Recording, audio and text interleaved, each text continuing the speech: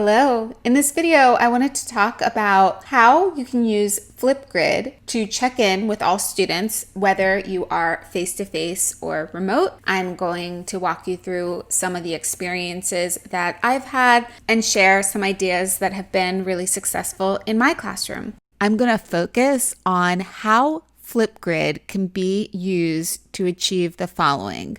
First of all, how teachers can create an environment that allows all learners' voices to be heard in a format that is most comfortable for them. And that's going to be the emphasis there on providing a forum for all students to be able to contribute their voice. The second thing, how teachers can provide a platform for students to verbalize their understanding so that we can really get into how students are thinking and processing versus just a final answer. Third, how can teachers foster a peer-to-peer learning environment, even in a remote setting? And lastly, how can teachers give all learners a forum to privately check in on a regular basis? And I'll be showing you some of the things that I have done in my AP Calculus classroom, and I also taught a purely online version of AP Calculus for a couple of years. So I'll share some of my experiences with that. So one of the things I care most about is how we can embrace technology to bring a deeper level of compassion and relationships to our teaching. I really believe that EdTech is a tool to allow us to hear from all different voices in our classroom, and I hope that that message comes across to you today. I'm going to start off by just answering this question: what does empowering student voice mean to you? Perhaps you'll pause right here and think about your own response. But for me, I was this introvert in the classroom and this perfectionist, and I often had a hard time making my voice heard in the classroom. And so this has become a real focus of mine as a teacher. So my reply here: some kids naturally have a voice that shines bright in classroom discussion. Others find their creativity in assignments where they have a chance to sit and think. Some kids thrive off the energy of a loud group brainstorm. Others need a moment of quiet to process independently. Empowering student voice involves finding platforms that allow all these unique voices and personalities to shine and be heard, and for students to know that there are a variety of ways to contribute their ideas and make an impact. Now, for me, Flipgrid has been a major tool in achieving this goal. Let me just start out with, what is Flipgrid if you haven't used it before? Think of Flipgrid as a video discussion platform. Students do not need to pass back and forth videos. They simply press a green plus sign and they can record their voice to the grid that I've set up. They can do this on the web. They can do this on their phone. They can do this on an iPad. It works with all these different platforms. So as a student, I would see all the responses of my classmates. I can reply right here to any of the videos that have been created. I would just log in with my email account and reply, or I can post my own response for the first time. Again, log in and you just record through the camera right here. Nothing extra to download, upload, anything like that. So let me move back in to why I love Flipgrid so much, because it really is all about using technology students already have in their pocket. They all have a cell phone. So a lot of times in my math classroom, I just have students take their cell phone, hover it over a piece of paper, and explain their math solution so that I can really dig into how students are thinking and processing. And I think when we shift to an online learning environment, or even if we have a larger classroom size where we don't have the time on a daily basis to get around to every student desk and every single student, how can we still hear how students are thinking through and solving problems? That gives us such deep insight into their strengths and also where they may need some more work. And so let me just show you an example from my AP Calculus class. So I'm doing question 3A from 7.1. The question says, for what values of r does the function y equals e to the rx satisfy? Y equals e to the rx. Then I found the derivative of that equation. I know the derivative of e to the rx is just e to the rx. Well, we have. So as you can see, there's no fancy technology involved here. I always have students introduce the problem with their face so that we can kind of build class community, see each other, and I can see the expression on their faces. But then they really just hover their phone over their piece of paper and they point and talk through their solution so that I can hear how they're solving the problem. And then this is obviously posted for the full class.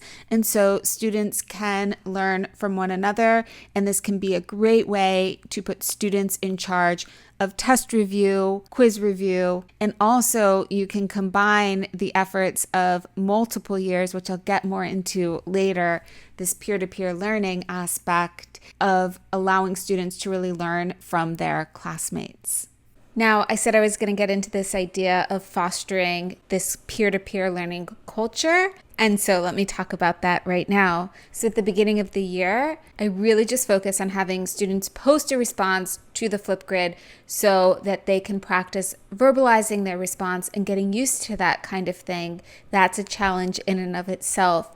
But as they get more comfortable, then we work our way up to these peer critiques. So students really watch one another's videos and I ask them to reply to a classmate. So they pick an answer that's posted by one of their classmates that's already up on the grid, and then they talk through something that they learned, something that was a strength of the video, something that they may do differently if they were the one to have solved this problem, if they still have any questions after they had watched the video. So this allows students to talk to one another, to learn from one another, and to see the various approaches to solving problems. And I think that's really powerful. One, in that students have a level of empathy that's hard for us to mirror because we are the quote unquote experts, but students are learning at the same time as their classmates. And so they have a tremendous level of empathy in being able to know what their classmate may be feeling and struggling with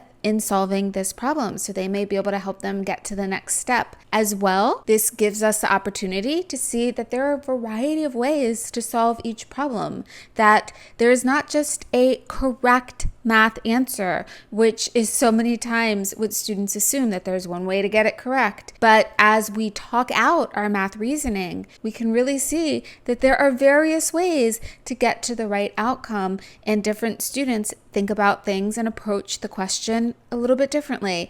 And that's great. And we can share our thought process through this grid. So here you'll see that these little tiny videos up here, that is a reply that a student has made. So somebody posts their original Flipgrid and then another student replies. And I'm going to show you a bit more about how that works when I get into the next slide. When I talk about collaboration, it can go way beyond just your immediate classroom, because Flipgrid is an asynchronous communication. Students don't all need to be logged in at once, and you don't need to work out the logistics on getting your classroom connected with another classroom during the same period at the same time, which can be an impossible task. So in this example right here, at the end of the year in AP Calculus, we were solving free response questions, and I decided to reach out to some teachers from other schools so that we could do a collaborative solving of problems. And so what we did was assign one problem set, and the first student solved 1A, and then the next person would go on, watch the solution that the first person had did to 1A, and then pick up on their solution and solve 1B. So this really emphasized this collaboration in terms of you had to watch the previous reply to build on their response and do the next part of the question. It also really gave students some added little accountability. It was the end of the year. We have mainly seniors in this class. And, it can be tough at the end of the year to keep the momentum and energy going. But since students knew that they were posting not just for themselves, not just for their classmates, but for people outside of the school, they really showed up and did a great job with this. And then we actually had students reply to one another. So you can see right here, this is a student, and then this is somebody replying. I'll just show you really quickly. As a linear function from -5 to 3, And then it's So this is the original question. I'm not going to show the whole thing. Students introduce themselves with their face and then they go about solving the problem. And then here's a sample reply to that student's response. Your integral, you wrote g of x dx instead of rewriting the equation that they gave you for g of x. A lot of people do that and it wastes time. So I think it's very good that you didn't do that. I don't really think that you skimmed over anything. Maybe just how you calculated the integrals under the curves just by saying like, oh. So in these replies, students were able to talk about a strength, some major takeaways, also anything that they might do differently if they were to respond to the question, any questions that they still had after watching the reply, so that we could further review as a class. Now, the last thing I want to talk about today is private check-ins that I always do with my class on Flipgrid. This has been a lifesaver, especially in my online class, for me to be able to communicate one-on-one with students.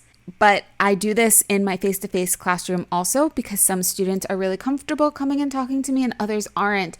And this provides, again, a forum for those students who are better maybe in the privacy of their home when their classmates aren't around them, or they have more think time, whatever the case may be. I find that there are always students who prefer checking in through this private Flipgrid than talking it out with me in class. And this gives me the opportunity to hear from those students when I might not have been able to before. So I tend to do these reflections as mandatory assignments earlier on in the year. Then I space them out more at the end of the year when students are already comfortable posting to this Flipgrid and they already know what this is all about. I'm not going to show any sample responses, but I will show some questions. So before a quiz, I ask them to check in and maybe ask them some specific prompts earlier on in the year so they can talk it out. That just gets them to start talking. I give them 5 minutes, so most of the time students continue and chat more out with me. And then I also will ask questions like, what comments did I make on your homework assignment, to make sure that they're actually reading my feedback, and then it allows them to take action on it. And what I love about these types of assignments is I always see students sitting at home and they're like taking out all the past homework assignments and they're going through it. And sometimes I just hold it up to the screen and they're like, well, I still have a question on this part.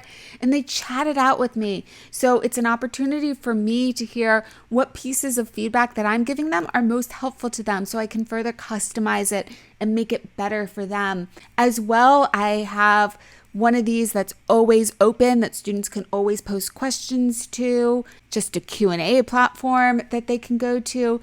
But how you do this in Flipgrid, in case you don't know how to set it up, is that you turn on video moderation. So let me go into a test grid that I have.